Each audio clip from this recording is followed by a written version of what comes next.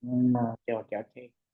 Baik, teman-teman. Kenapa benar diri ini penting banget untuk ngebahas yang namanya rasa takut? Ternyata, teman-teman, kebanyakan dari kita, setelah kakak coba sering ngobrol sama orang, kemudian kakak coba perhatikan, dari pertanyaan-pertanyaan setiap orang, itu masih salah dalam menyikapi rasa takut.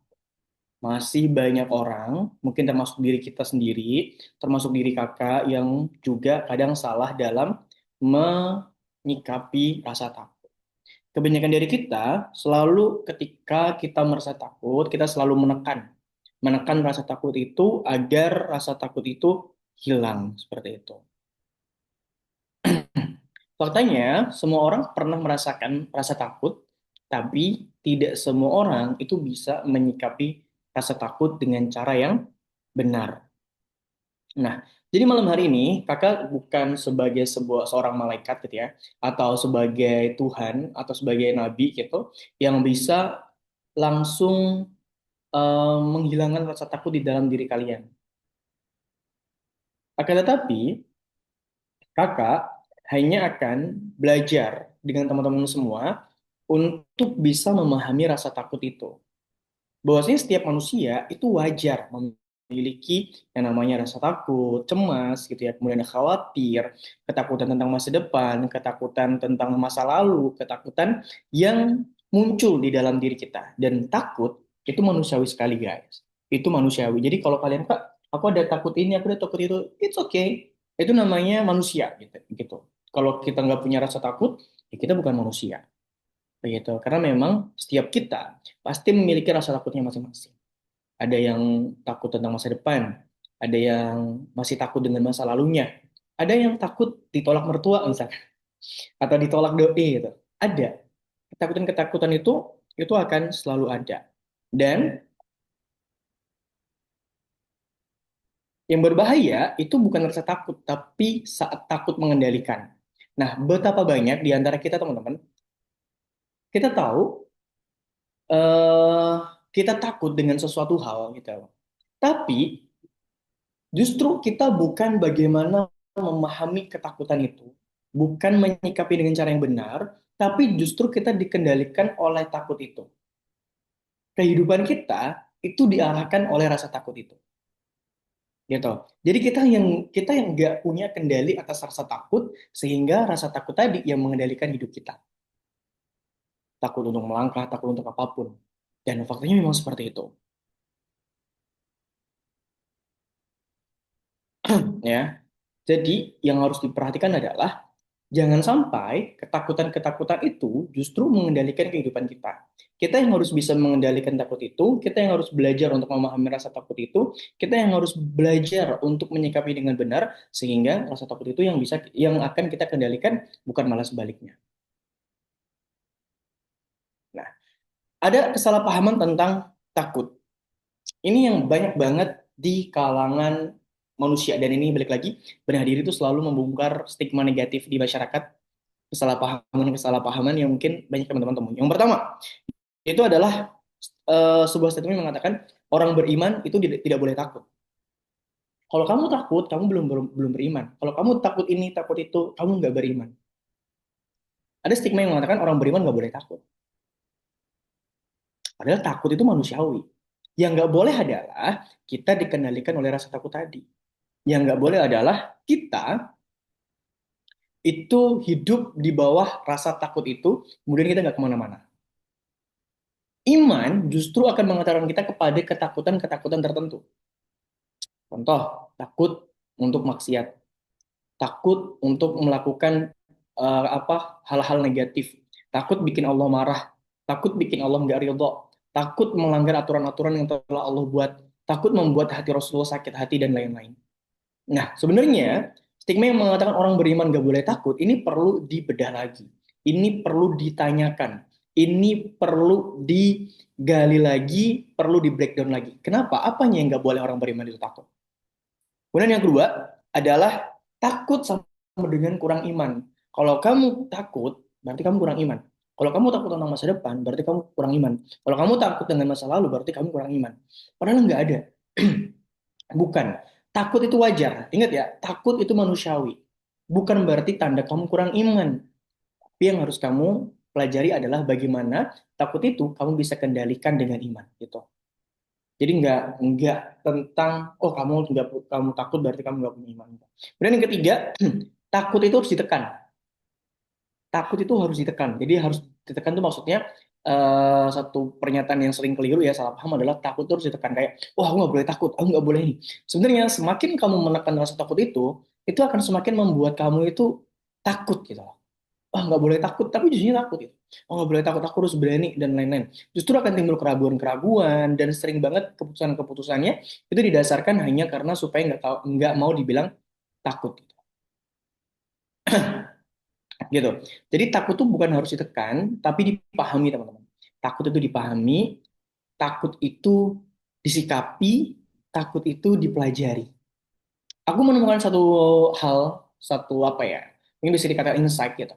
Semakin kamu takut tentang sesuatu, kamu harusnya semakin mau untuk mempelajari apa yang kamu takutkan itu. Karena rumusnya adalah ketakutan itu seringkali muncul karena berasal dari ketidaktahuan. Dan kalau kita tahu sesuatu, kita tidak akan pernah mengalami takut yang berlebihan. Mungkin akan ada ketakutan, masih ada keraguan, karena itu manusiawi. Tapi nggak ada yang berlebihan. Ketika teman-teman tahu bagaimana cara mengatasi apa yang teman-teman takuti tadi. Seperti itu. Nah, lalu yang benar gimana? Pertama, takut itu fitrah. Yang kedua, iman mengarahkan takut. Seperti yang saya sampaikan tadi, iman itu harusnya mengarahkan takut. Kemana dia yang harus takut, kemudian disandarkan kemana rasa takut itu, kemudian takut ini harus kita apakan gitu. Nah, kemudian yang ketiga adalah takut itu perlu disikapi, bukan ditekan atau ditolak. Karena semakin ditekan, semakin kamu menolak rasa takut itu hanya akan membuat kondisi kamu semakin buruk saja. Nah, kemudian dari mana rasa takut itu datang? Seringkali rasa takut itu datang dari um, beberapa hal. Pertama, otak ingin melindungi. Jadi di dalam otak kita teman-teman semua itu ada bagian-bagian yang memang untuk mendeteksi bahaya. Jadi kalau kita ada ya, kalau manusia itu ada naluri untuk mempertahankan diri gitu loh. Nah, jadi ketika kita melihat suatu hal yang berbahaya, yang itu bisa menyakitkan atau merugikan, atau mungkin juga bisa membuat kita merasakan hal yang tidak kita inginkan, gitu ya, itu akan timbul rasa takut gitu, di dalam otak kita. Kemudian yang kedua, bisa jadi ketakutan itu timbul dari trauma masa lalu. Mungkin dulu pernah disakitin sama cowok itu ya. Ada di sini pernah disakitin sama cowok itu. Kemudian mau melangkah ke jenjang pernikahan menjadi rasa takut gitu ya. Pernah dikhianati, pernah diselingkuhi, atau mungkin pernah dikecewakan oleh temennya, pernah ditusuk dari belakang sama sahabatnya mungkin. Nah, trauma-trauma yang seperti itu membuat kita takut untuk melangkah kepada hal-hal yang sama yang pernah kita rasakan sakitnya di masa lalu. Nah, kemudian yang ketiga, pengalaman gagal. Ah, nanti takut gagal lagi. Ah, nanti takut kalau misalkan aku melakukan lagi takut gagal gitu dan lain-lain. Jadi pengalaman takut gagal atau pengalaman kegagalan di masa lalu itu juga bisa menjadi penyebab dari rasa takut itu. Kemudian yang keempat adalah luka yang belum selesai. Nah, itu. Jadi bisa jadi teman-teman ada luka di dalam diri kita yang itu mungkin dari kecil atau bisa juga pas besar ini kita baru merasakan sakit itu gitu. Atau intinya tentang luka-luka yang terjadi di masa lalu yang memang belum sembuh sepenuhnya. Kemudian menimbulkan trigger, menimbulkan kekhawatiran dan lain-lain seperti itu. Jadi rasa takut itu sumber datanya itu banyak dan asal empatnya itu adalah yang gak sebutkan tadi. Jadi mulai dari em, memang secara manusiawi ya ada namanya naluri mempertahankan diri di dalam tubuh manusia yang itu membuat kita lebih apa ya bisa dikatakan secara otomatis gitu ya ketika ada satu hal yang membahayakan itu kita akan mencari perlindungan seperti itu. Nah kemudian yang kedua itu trauma masa lalu atau pengalaman gagal dan yang keempat itu luka yang belum selesai gitu. Jadi otak kita itu tidak bisa membedakan teman-teman mana yang ancaman nyata dan ingatan pahit sama-sama takut gitu. Mana yang ancaman nyata, mana yang sama-sama pahit. Seperti itu. Jadi otak itu memang didesain untuk melindungi diri kita. Mungkin trauma-trauma masa lalu yang pernah kita alami, itu ada kemungkinan terjadi di masa depan, kemudian otak kita itu merekam bahwasanya itu akan terjadi, sehingga menimbulkan ketakutan di dalam diri kita. Nah, kemudian yang perlu dibenahi teman-teman semua, itu bukan rasanya, tapi arah sandarannya. Nah, ini yang teman-teman harus pahami. Bahwasanya bahwasanya kalau misalkan kita mengalami ketakutan, itu bukan rasa takutnya yang harus kita hilangkan sepenuhnya, tapi arah sandarannya. Nah, ini sebagai seseorang yang beriman, teman-teman semua, ketakutan-ketakutan itu harus kita arahkan kepada tempat yang tepat. Kemana? Yes, ketakutan harus kita kembalikan kepada Allah yang Maha Melindungi. Jadi kalau teman-teman takut tentang masa depan, takut dengan apapun itu, kembalikan kepada Allah. Ya Allah, aku kembalikan rasa takut ini kepada Engkau. Ya Allah, aku sandarkan ketakutanku, kekhawatiranku, aku titipkan semua hal yang di luar daripada kendaliku, semua hal yang tidak bisa aku ikhtiarkan, semua hal yang tidak bisa aku kerjakan sendiri, ya Allah, aku titipkan semuanya, aku sandarkan ketakutan ini kepada Engkau, ya Allah. Takutnya, itu nggak usah kamu tekan. Tapi ketika kamu mengarahkan kepada sandaran yang tepat, ketakutan itu akan perlahan, perlahan memudar, dan perlahan kamu akan bisa mengontrol dan menyikapi ketakutan itu. Tapi kalau kamu salah dalam menyandarkan ketakutan kamu, itu yang akan menjadi apa ya, suatu hal yang lebih buruk yang akan kamu dapatkan seperti itu. Nah, sekarang coba tanyakan ke diri kamu sendiri, sebenarnya apa yang kamu takutkan di dalam dunia ini, di dalam kehidupan kamu? Coba tulis di kolom komentar, teman-teman. Boleh kalau misalnya aku malu tapi mau tulis di kolom chatnya. Boleh kolom kolom chat cuman yang message langsung ke kakak. Jadi nanti kakak akan bacakan, tapi tidak dengan nama-nama kalian. Silakan.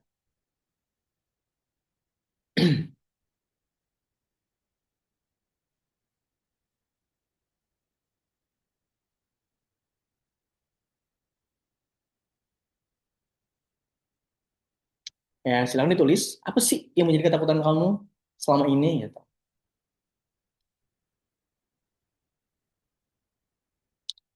Nah, faktanya teman-teman, satu hal yang membuat aku kenapa juga harus ingin membahas hal ini adalah pertama, banyak orang yang takut itu dijadikan penuntun hidup. Aku takut melangkah ke sini, aku jadi ke sana gitu. Aku takut memilih ini, aku jadi memilih ke kiri. Padahal ketakutan-ketakutan itu sumbernya bukan dari aktual gitu ya, tapi dari imajinasi seringkali. Seperti itu.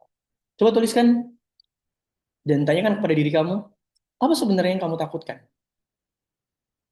Setelah kamu paham tentang bagaimana konsep takut itu, gitu ya. Setelah kamu mendengarkan penjelasan kakak, sandaran itu harus dimanakan, aku pengen tanya lagi, sebenarnya apa yang kamu takutkan?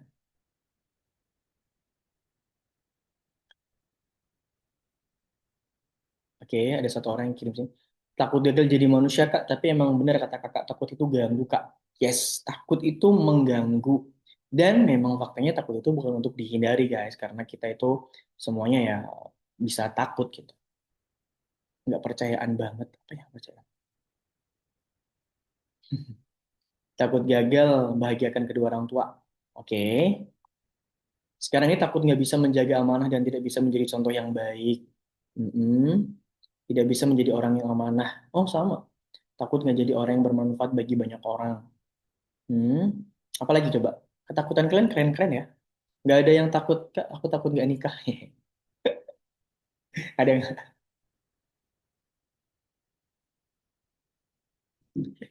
aku takut ditinggal doi. Nggak ada ya? Takut kehilangan, Kak? Kehilangan orang tua gitu ya. Atau kehilangan apa? Takut orang foto. Yang sih malah santuy, Kak. Tapi pemikir keras. Bagus, bagus, bagus. Takut banget gagal di masa depan. Oke. Terus apa lagi? Takut sama diri sendiri. Apa yang kamu takutkan dengan diri kamu sendiri? Kamu makan orang lah. Atau ayo, apa ketakutan kalian? Ini banyak loh masih belum jawab. Apa yang membuat kalian takut? Apa jangan-jangan yang ketakutan kalian adalah takut menulis di kolom chat? Takut ditinggalkan. Ditinggalkan siapa nih? Takut siapa nih? Ayo, apa menjadi ketakutan kalian? Takut besok meninggal. Jika esok hari terakhirku, itu bukan bercanda tentang meninggal ya, tapi kamu harus join nih kalau belum join eh, event itu. Masih ada kuotanya untuk 10 sampai 15 orang itu. Oke, baik. Teman-teman semua, takut yang menakutkan. Faktanya adalah yang kalian takutkan itu semua itu tidak selalu dari sumber fakta atau aktual yang ada di dunia nyata. Yang kalian takutkan seringkali hanya bersumber dari imajinasi. Takut tentang masa depan belum terjadi. Takut tentang ini, ya faktanya belum terjadi juga. Maksudnya imajinasi, apa ketakutan kalian itu justru sumbernya dari imajinasi, ya kan? Nah, teman-teman, selama takut ketinggalan kajian gak bisa, wah,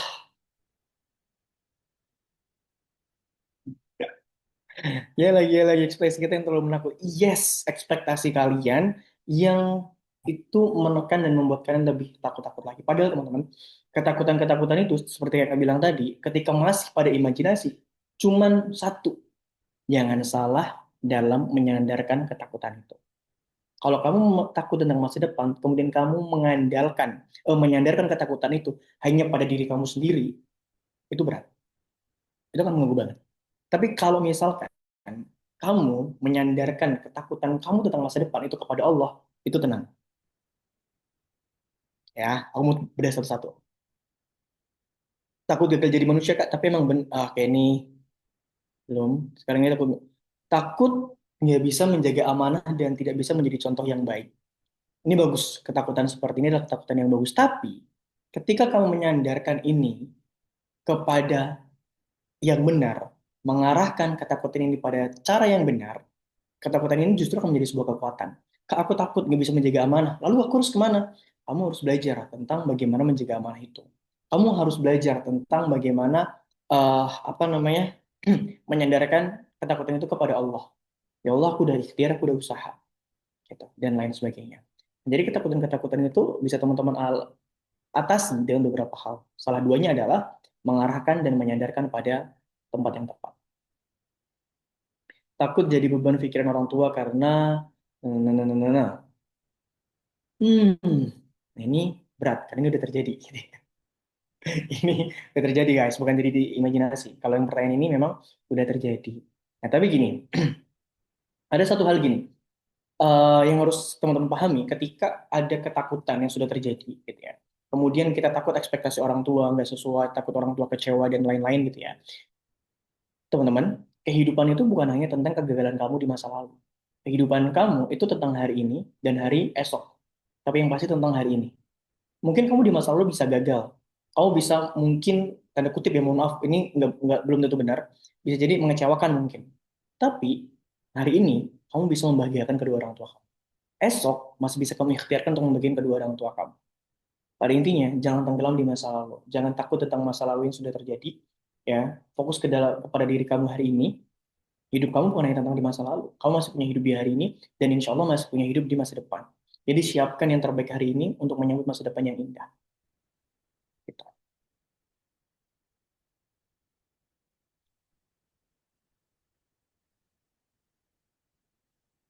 Di era ini ngandelin diri sendiri, swear tumbang banget. Fokus sama masa kini dan persiapan masa depan. Tuh, gitu ya. Terus apa lagi nih ketakutan? Takut banget gagal di masa tadi udah takut sama diri sendiri. Apa yang takut dengan diri sendiri? Takut ditinggalkan.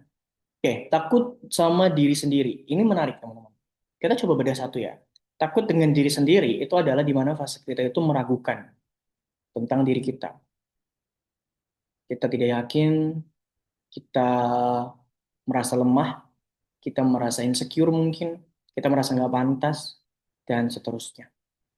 Nah, padahal teman-teman semua, takut dengan hal-hal seperti itu pasti akan muncul di setiap orang, termasuk diri saya.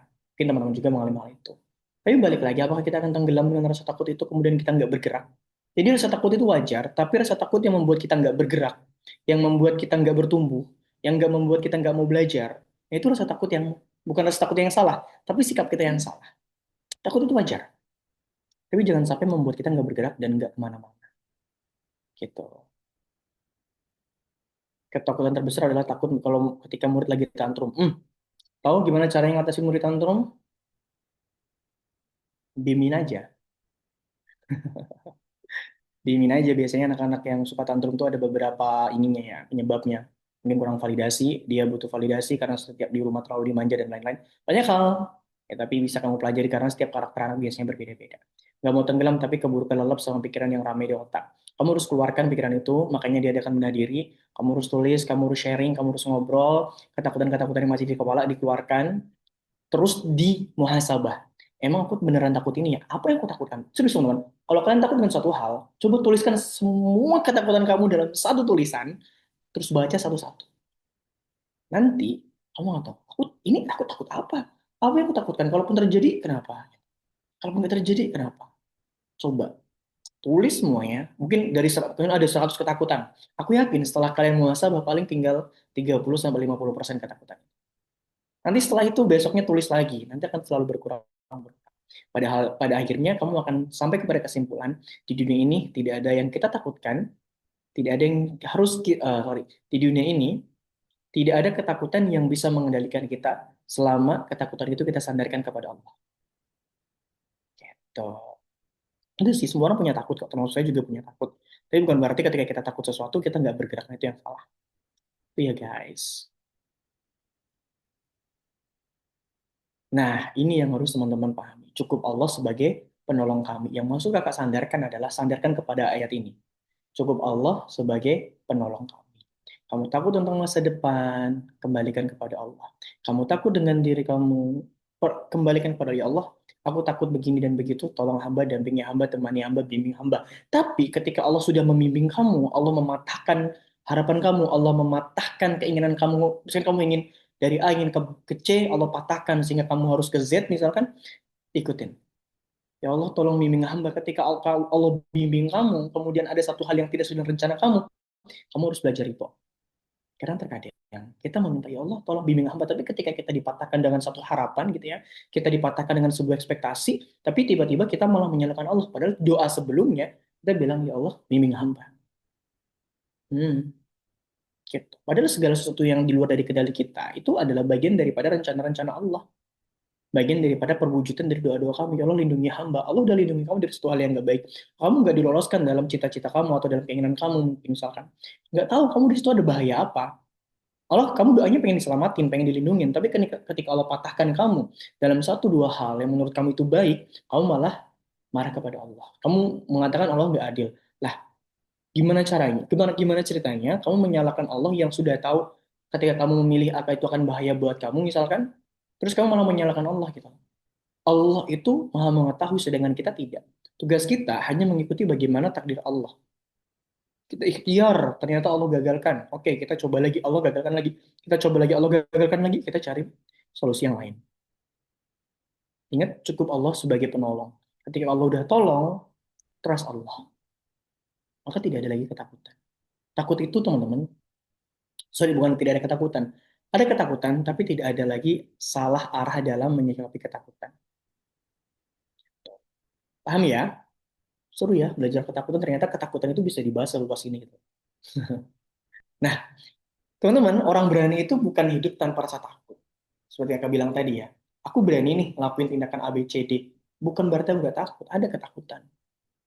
Bukan aku hidup tanpa rasa takut. Ada ketakutan-ketakutan itu pasti ada. Tapi ingat, sandarkan dan arahkan kemana rasa takut itu.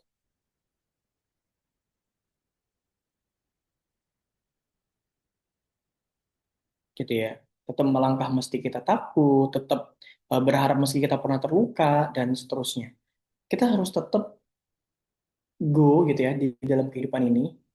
Tapi yang penting adalah tentang bagaimana kita mengarahkan dan menyandarkan rasa takut itu. Berarti harus teman-teman pahami.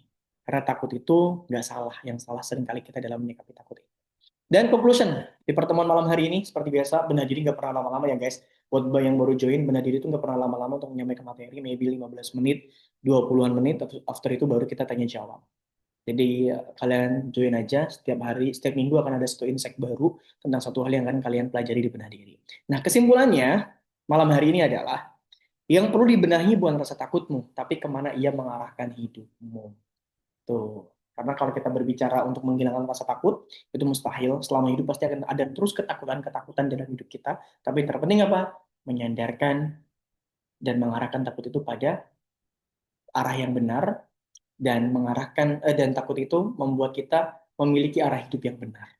Aku takut nggak berguna, aku takut begini. Kemudian mengarahkan kita kepada hal-hal yang benar. Tapi sebelum mengarahkan kepada hal yang benar ini, dua hal yang harus teman-teman ingat, sandarkan takut itu kepada Allah dan arahkan ketakutan itu kembalikan kepada Allah, sehingga ketakutan itu akan membuat arah hidup kita jelas. Tujuannya kembali kepada siapa? Kepada Allah. Yes, takut ternyata bisa dibahas seluas ini. Inilah kerennya benar diri guys. Gitu. Oke, teman-teman, ini materi pada malam hari ini.